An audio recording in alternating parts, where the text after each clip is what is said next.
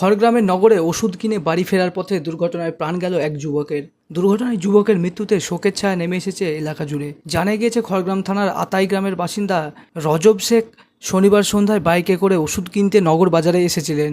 বাড়ি ফেরার পথেই নগর পোস্ট অফিসের কাছে ডাম্পারকে ওভারটেক করতে গিয়ে ডাম্পারের চাকায় পিষ্ট হন।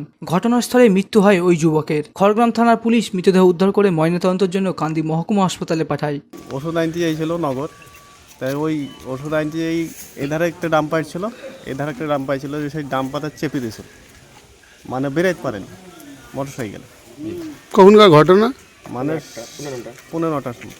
পরিবারের একমাত্র রোজগারের দুর্ঘটনায় মৃত্যুতে শোকস্তব্ধ গোটা পরিবার। মনমোহিনী হেলথ কেয়ার, স্বাস্থ্য সেবায় অটুট শ্রেষ্ঠত্বের শিরোপা। জেলায় প্রথম robotic knee replacement, cardiology with cath lab, neurosurgery, specialised trauma unit থেকে স্মাইল ট্রেন, একগুচ্ছ পরিষেবায় নিয়োজিত। Manmohini health care, quality care with personal touch, Baharampur শিল্প তালুক।